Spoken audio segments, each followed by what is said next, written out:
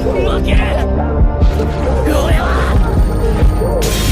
俺のゴールで勝ちたい。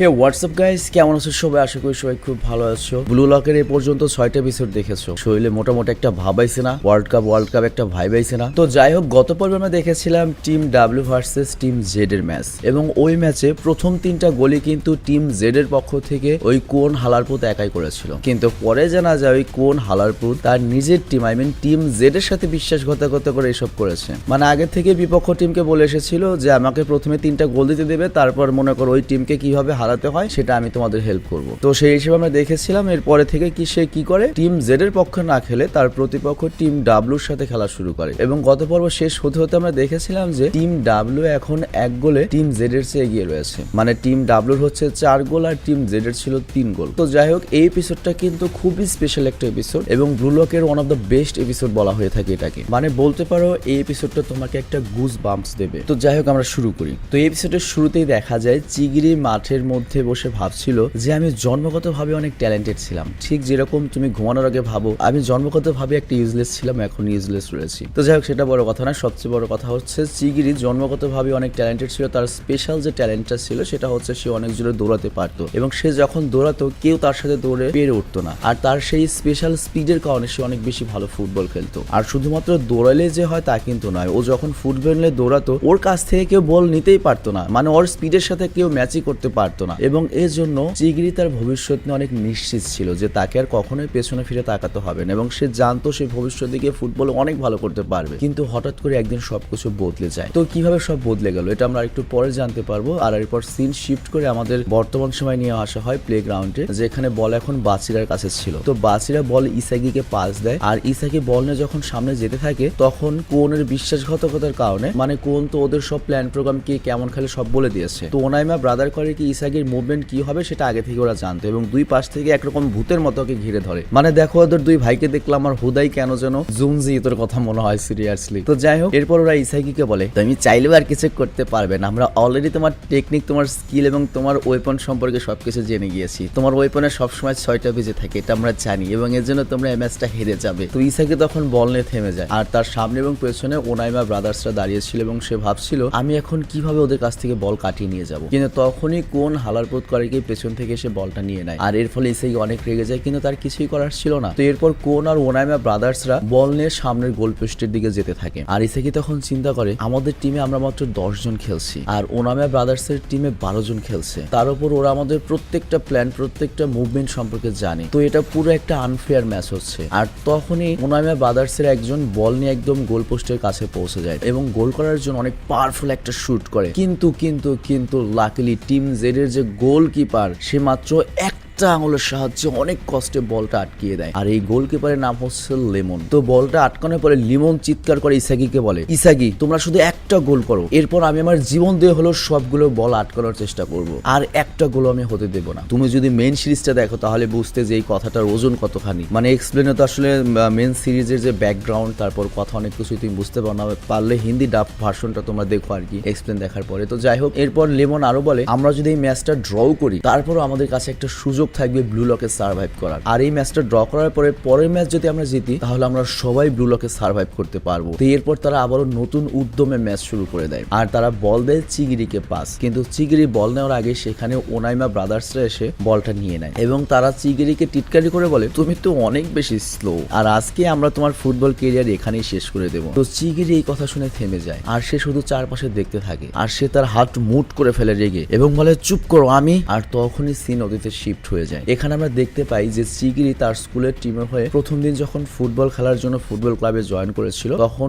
ওনাইমা brothers তার senior ছিল, এবং এক পর্যায়ে তাদের মধ্যে কথা কাটাকাটি হওয়ার কারণে সেখানে একটা মিনি ফুটবল ম্যাচের ব্যবস্থা করা হয়। তো এই মিনি ফুটবল ম্যাচটা হবে চিগিরি এবং ওনাইমা ব্রাদার্স এর মধ্যে, মানে এখানে চিগিরি একা খেলবে আর তার বিপক্ষে এই দুজন ওনাইমা ব্রাদার্স খেলবে। তো যাই হোক, ম্যাচের শুরুতেই তারা সবাই চিগিরির দৌড়ানোর স্পিড দেখে পুরো শকড হয়ে যায়, এবং ও স্পিডের কারণে খুব সহজেই সেখানে ওনাইমা ব্রাদার্স টিমমেটসদের হারিয়ে দিয়েছিল। তো এটা দেখে সেখানে থাকা সবাই এমনকি ফুটবল কোচও চিগিরির উপর অনেক ইমপ্রেসড হয়ে যায়। তো এবং ওখান থেকেই সবাই মূলত চিগিরির অনেক উজ্জ্বল ভবিষ্যৎ দেখতে পাচ্ছিল এবং এরপর থেকে চিগিরি রেগুলার হয়ে যায় ফুটবল টিমে এবং প্রত্যেক ম্যাচে সে ভালো স্কোর করছিল। আর চিগিরি তখন ভাবতে থাকে, যখন থেকে আমি আমার এই ট্যালেন্টটা সম্পর্কে জানতে পেরেছি আমি এরপর থেকে আর নিজেকে কখনোই আটকাইনি। আমার লাইফে একটাই স্বপ্ন ছিল, সেটা হচ্ছে জাপানের ন্যাশনাল টিমে রিপ্রেজেন্ট করা। আর এখন আমরা একটা ম্যাচে দেখতে পাই যেখানে চিগিরি তার স্পিড আর স্কিলের কারণে সেই ম্যাচটা পুরো ডোমিনেট করছিল এবং বল নিয়ে ফুল স্পিডের সামনে এগিয়ে যাচ্ছিল, কিন্তু হঠাৎ করেই তার হাঁটু থেকে পা একদম বেঁকে যায় এবং সে মাটিতে পড়ে যায়। আর এরপর সিন শিফট হয় ডক্টরের কাছে নিয়ে যাওয়ার পরে ডক্টর বলে যে চিগিরির ডান পায়ের যে এসিএল সেখানে ফ্র্যাকচার হয়েছে আর এই কারণে তাকে দীর্ঘদিনের একটা রেস্ট নিতে হবে। আর ভুল করেও যদি এই জায়গায় আরেকবার ফ্র্যাকচার হয়ে যায় তাহলে তাকে সারা জীবন ফুটবল খেলাতে দূরের কথা সে ভালো মতো হাঁটতেও পারবে না। তো এটা শুনে চিগিরি ভেতর থেকে ভেঙে পড়ে। তবে তারপর সে তার মনের জোর দিয়ে অনেক ট্রেনিং করে এবং আবারও খুব দ্রুত নিজের পায়ে দাঁড়াতে সক্ষম হয়। কিন্তু সে যখন আবার তার টিমে ব্যাক করে সে আগের মতো আর স্পিডে দৌড়াতে পারছিল না। অ্যাকচুয়ালি ও যে দৌড়াতে পারছিল না তা না, ও যখন দৌড়াতে যাচ্ছিল তখনই ওর ভেতরে একটা ভয় কাজ করছিল। ওর ভয়টা ছিল আবার যদি ওর এসিএল এ ফ্র্যাকচার হয় তাহলে তো কোনোদিন ভালো মতো হাঁটতেও পারবে না। তো এসব দেখে মূলত ওই ওনাইমা ব্রাদার্স চিগিরিকে বুলি করা শুরু করে এবং তারা বলে তুমি কখনো এর ফুটবল আগের মতো খেলতে পারবে না, এর চেয়ে ভালো তুমি ফুটবল খেলা ছেড়ে দাও, মাঝে মাঝে আমাদের পানি টানি এনে দেবে, আমাদের টয়লেট টিস্যু এনে দেবে, এটাই তোমার জন্য ভালো কাজ হবে। তো তখন থেকে চিগিরির মূলত মনে হতে থাকে যে তার এক পা অনেকগুলো শেকল দিয়ে বাঁধা রয়েছে, যে কারণে সে আগের মতো আর দৌড়াতে পারবে না। মানে এই শেকলের ব্যাপারটা আমি তোমাকে বুঝিয়ে বলি, মানে এটা আর কি মনে থেকে এরকম দেখো আর কি। তো যাই হোক তখন থেকে চিগিরি বুঝতে পারে সে তার পায়ের জন্য এতদিন ভালো খেলেছে আর সে পাটাই তার এখন ঠিক নেই আর এর জন্যই তার ভেতরে সেই কনফিডেন্স নেই এবং প্রত্যেকবার দৌড়ানোর সময় সে ভয় পায় যদি আবারও সেই জায়গায় ইনজুরি হয়। তো এভাবেই সে প্রতিনিয়ত ভেতর থেকে আস্তে আস্তে ভেঙে পড়ছিল।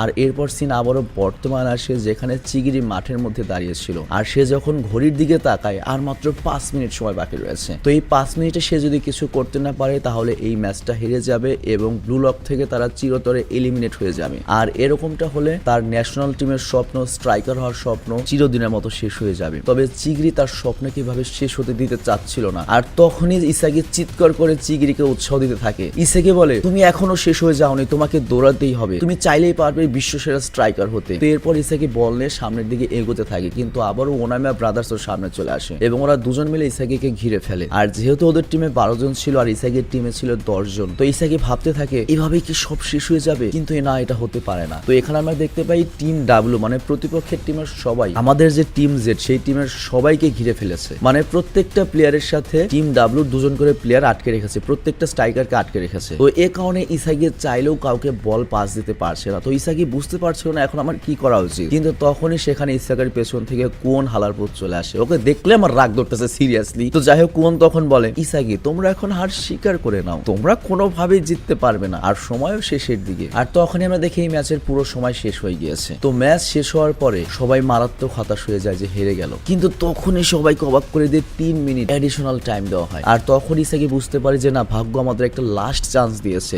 এখন এই 3 মিনিটের মধ্যে যদি আমরা কিছু করতে না পারি ম্যাচটা হেরে যাব। তো এরপর ইসাকি পাগলের মতো কোনো রকমের ড্রিবলিং করে বল নিয়ে সামনে এগিয়ে যায় আর তার চোখ সেই আগের মতো জ্বলে ওঠে। তার মানে ইসাকির ভেতর সর্বোচ্চ স্টামিনা ইসাকি ইউজ করছে। কিন্তু তখনই ওনাইমা ব্রাদার্স এসে ওর কাছ থেকে আবার বল নিয়ে নেয় আর ইসাকি তখন মাটিতে পড়ে যায়। আর তখন সবাই চিৎকার করে ইসাকিকে ডাকতে থাকে। তো ইসাকি তখন খেপে উঠে যায় এবং আবারও বল নেওয়ার জন্য দৌড়াতে থাকে। ইসাকি কোনো দিকে না তাকিয়েই পাগলের মতো বল নেওয়ার জন্য দৌড়াতে থাকে আর চিগিরি কর্নার থেকে দাঁড়িয়ে দাঁড়িয়ে সবকিছু দেখছিল। চিগিরি তখন বলতে থাকে ইসাকি তুমি এটা কি করছো, তুমি এভাবে কিভাবে পাগলের মতো দৌড়াচ্ছ ওদের পেছনে। তো ইসাকি লাগাতার হাই স্পিডে দৌড়াচ্ছে বলটা ধরার জন্য। আর চিগিরি তখন বলে ইসাকি তুমি এভাবে কখনোই বল নিতে পারবে না। আর এখানে উল্লেখ্য আমাদেরকে বলা হয় যে চিগিরিও আগে ঠিক এভাবে ইসাকির মতো পাগলের মতো বল নেওয়ার জন্য চেষ্টা করতো, মানে হাই স্পিডে। আর এদিকে আমরা দেখি ইসাকি কোনোভাবে বলটা কিন্তু সত্যি ধরতে পারে এবং চিগিরিকে পাস দেয়, কিন্তু চিগিরি সেখানে থম ধরে দাঁড়িয়ে থাকে। আর ইসাকি তখন চিগিরির কাছে এসে ওকে ধাক্কা দিয়ে ফেলে এবং বলে তুমি আমার রাস্তা থেকে সরো। আর তখন চিগিরি বলে ওঠে তোমার সাহস কিভাবে হলো আমাকে এই কথা বলার। আর তখনই চিগিরি ইসাকির দিকে তাকিয়ে বলে তুমি কি জানো আমি তোমার মধ্যে আমার নিজেকে দেখতে পাচ্ছি, সেই পুরনো আমাকে দেখতে পাচ্ছি। তোমার এই খেলার স্টাইল দেখে মনে হচ্ছে তোমার জায়গায় আমি নিজে খেলছি আর আমার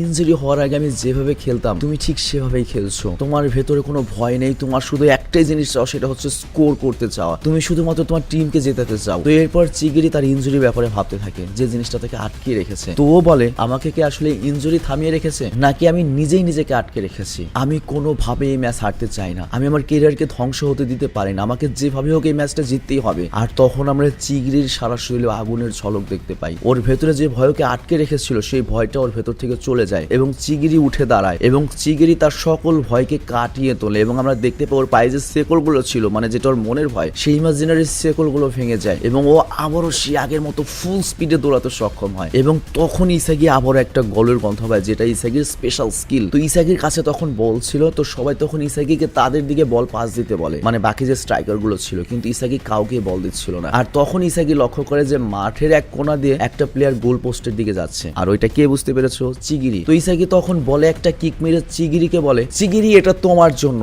তো বল তখন চিগিরি থেকে অনেক সামনে গিয়ে পড়ে। বলটা জেনারেলি কোন আর ওয়ানামিয়া ব্রাদার্স এর সামনে গিয়ে পড়েছে। তো ওনামিয়া ব্রাদার্স তখন ইসাগিকে বলে, তুমি কি পাগল হয়ে গিয়েছো? তুমি আমাদেরকে বল পাস দিলে। আর কোন তখন ওই বলটা নিজের কাছে নিতে যায় একটা টিটকারি হাসি দেয়, কিন্তু তখনই ফুল স্পিডে রকেট স্পিডে চিগিরি সেখানে চলে আসে এবং সে অবিশ্বাস্য স্পিডে দৌড়াচ্ছিল এবং সে সবাইকে পেছনে ফেলে কোনের কাছ থেকে বলটা নিয়ে নেয়। তো চিগিরি বল নিয়ে ফুল স্পিডে সামনের দিকে যাচ্ছিল এবং ওর এত বেশি স্পিড দেখে কোন পুরো শকড হয়ে যায় এবং সেখানে থাকা মাঠের প্রত্যেকটা প্লেয়ার ওর দৌড়ানোর স্পিড দেখে অবাক হয়ে যায়। তো চিগিরি বল নিয়ে যখন সামনে যাচ্ছিল, ওর ছোটবেলায় যখন ও বল নিয়ে সবার আগে দৌড়াতো যেরকম একটা অনুভূতি হতো, ঠিক সেই অনুভূতিটা এখনো অনুভব করতে পারছিল। তো এরপর চিগিরি যখনই গোল পোস্টের সামনে যায় তখনই সে দেখে যে ওনামিয়া ব্রাদার্স এর একজন ওর দিকে দৌড়ে আসছে এবং ওনামিয়া ব্রাদার্স এর একজন করে কি চিগিরিকে লাথি মেরে ল্যাং মেরে ফেলে দিতে চায়, কিন্তু চিগিরি বল লাথি দিয়ে লাভ দিয়ে ওর উপর দিয়ে চলে যায়। আর তারপর ওনামিয়ার আরেক ব্রাদার্স এসে করে ওর কাছ থেকে বল নেওয়ার চেষ্টা করে, কিন্তু চিগিরি ওকেও পেছনে ফেলে দেয় এবং অনেক স্পিডে বলের কাছে চলে আসে এবং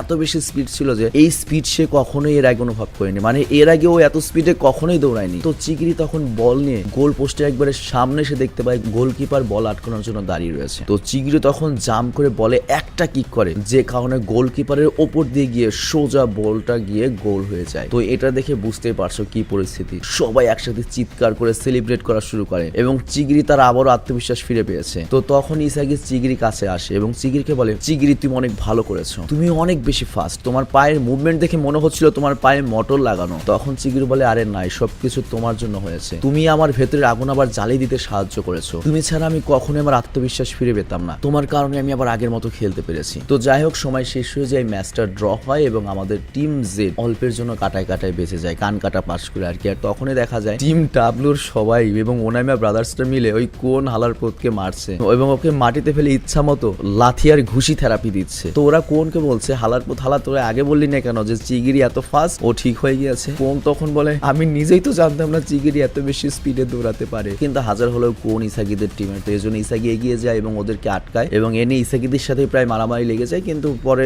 ইসাগির সকল টিম মেম্বাররা চলে আসে যে কারণে ওরা থেমে যায় আর কোন এই সুযোগে সেখান থেকে পালিয়ে যায়। তো এরপর সিন শিফট হয় আর আমরা টিম জেড এর সবাইকে দেখতে পাই যারা সবাই খাবার খেতে যাচ্ছিল। তো গোলকিপার লেমন তখন ওদেরকে বলে যে আমাদের পরবর্তী ম্যাচ হবে হচ্ছে টিম ভি এর সাথে এবং ব্লু লকের টিম ভি হচ্ছে সবচেয়ে ডেঞ্জারাস টিম যারা এখনো পর্যন্ত একটা ম্যাচও হারেনি। তো এরপর ওরা সবাই যখন ডাইনিং হলে যায় ওরা দেখতে পায় ওই কোন হালারপুত আবারও এবার টিম ভির সাথে ডিল করছে। তো কোন টিম ভির প্লেয়ারদেরকে বলে, আমি টিম জেড এর প্ল্যানের ব্যাপারে সবকিছু তোমাকে বলে দেবো, শুধুমাত্র বেশি কিছু না, আমাকে প্রথমে 2টা বা 3টা গোল করতে দিও। আর এখানে আমরা দেখতে পাই টিম জেড এর সকল প্লেয়াররা কিন্তু পেছন থেকে এটা শুনছিল। তো এটা শুনে সবাই কোনের উপর খুব খেপে যায় আর বাচিরা তো তখন বলে চলো কোনকে ধরে আমরা কেলাই। আর এদিকে আমরা দেখি টিম ভির প্লেয়াররা কোনের কথার কোনো গুরুত্বই দিচ্ছে না, পাতেই নিচ্ছে না। আর তখন টিম ভির একজন যার নাম হচ্ছে সুরগি, সে বলে দেখো এরকম পাতানো ম্যাচ খেললে আমরা কোনো মজাই পাবো না। আর এখানে আমরা জানতে পারি সুরগি অলরেডি 3 নম্বর হাইয়েস্ট গোল করা পারসন এই ব্লু লকের, যে 5টা গোল করেছিল। আর তখন রিও নামে যে আরেকটা প্লেয়ার রয়েছে সেও সম্মতি জানায় যে এরকম পাতানো ম্যাচ আমরা খেলি না ভাই। তো রিও হচ্ছে সেকেন্ড পজিশনে রয়েছে ব্লু লকে, যে পর্যন্ত 6টা গোল করেছে। আর এরপরে যে তৃতীয় প্লেয়ারটা ছিল যার নাম হচ্ছে নাগি, সে বলে ভাই তোমার কথা শুনতে একটু ভালো লাগছে না। আর নাগি মোট 7টা গোল করেছে এবং সে ব্লু লকের টপ র্যাঙ্কের প্লেয়ার। তবে নাগি ব্যাপক অলস, ও বলে দেখো আমার এই যেটা যে চাবাবো এটা চাবাতে আমার আলসেমি লাগছে, তোমরা কেউ কি আমাকে একটু পিঠে করে রুমে নিয়ে যাবে প্লিজ। আর তখন রিও করে কি নাগিকে পিঠে তুলে রুমের দিকে যেতে থাকে, কিন্তু তখন কোন ওদের পেছনে পেছনে যেতে থাকে আর বলে প্লিজ আমার অফারটা অ্যাকসেপ্ট করো প্লিজ। আর নাগি তখন বলে তুমি একজন দুর্বল প্লেয়ার আর আমি দুর্বল প্লেয়ারদের একদমই পছন্দ করি না, তুমি প্রয়োজনে কলিকাতা হারবাল খাও, বেশি বেশি প্র্যাকটিস করো, কিন্তু এরকম অফার নিয়ে এসো না, এটা খুব বিরক্তিকর। আর আমি একটা জিনিস বুঝি না, তোমার মতো দুর্বলরা ফুটবলে কি করে, আর ফুটবলে যারা হারে তারা তো মানুষই না, আর ফুটবলে হারার মতো খারাপ কিছু হতেই পারে না, এটা খুবই নর্মাল একটা খেলা, খুবই আজব। মানে এখানে নাগি ফুটবল নিয়ে আজে বাজে কথা বলতে থাকে, অপমান করতে থাকে আর কি ফুটবলকে, মানে ও নিজেকে অনেক বড় ধরনের একটা বুঝতেই পারছো চুল সাল মনে করে আর কি। কিন্তু তখন ইসাগি সেখানে চলে আসে এবং বলে প্লিজ তুমি ফুটবলকে অপমান করা বন্ধ করো। তো তখন টিম ভির প্লেয়াররা জিজ্ঞেস করে তোমরা কারা? ইসাগি বলে আমরা টিম জেড এর প্লেয়ার, আর আমার নাম হচ্ছে ইসাগি, আর আমরা অবশ্যই সামনের ম্যাচে তোমাদের টিমকে হারাবো। তো যাই হোক, এখানে এই অসাধারণ এপিসোডটা শেষ হয়ে যায়। তো বুঝতেই পারছো পরের এপিসোডে কিন্তু আমাদের অনেক বেশি মজা দেবে, কারণ পরের এপিসোডে আমরা দেখবো হচ্ছে টিম ভি সবচেয়ে শক্তিশালী টিমের সাথে আমাদের প্রিয় দুর্বল টিম, তারপরে আমাদের প্রিয় টিম টিম জেড এর খেলা। এবং আমি স্পয়েল করছি না, তবে এই যে নাগি নামে যে প্লেয়ারটা রয়েছে, তোমরা একসময় নাগির একটা বিশাল ফ্যান হয়ে যাবে। বাট টিল নাও আমি এখনো ইসাগিরই ফ্যান আছি। সিরিয়াস, ইসাগি যেহেতু মেন ক্যারেক্টার, আমার ইসাগিকে এখনো পর্যন্ত ভালো লাগে। তবে তোমরা যে আজকে 7টা পর্ব দেখলে, যারা এর আগে কখনো ব্লগ দেখোনি, মানে এই 7টা পর্ব ফার্স্ট আমাদের সাথে দেখলে, তাদের কাছে কোন কোন ক্যারেক্টারকে সবচেয়ে বেশি ভালো লেগেছে? তো আমাকে যদি বলো, আমি অবশ্যই নাগির কথা বলবো এবং শিগিরির কথা বলবো, কারণ ওদের দুজনকে বেশি হাইলাইটস করা হয়েছে। আর সবচেয়ে বিরক্তিকর ক্যারেক্টার হচ্ছে কোন, ওরে পাইলে আমি সত্যি জুতা পিটা করতাম সিরিয়াসলি। তো যাই হোক, বিদায় নিচ্ছি, ভালো থেকো, সুস্থ থেকো, টেক কেয়ার, আল্লাহ হাফিজ।あと1点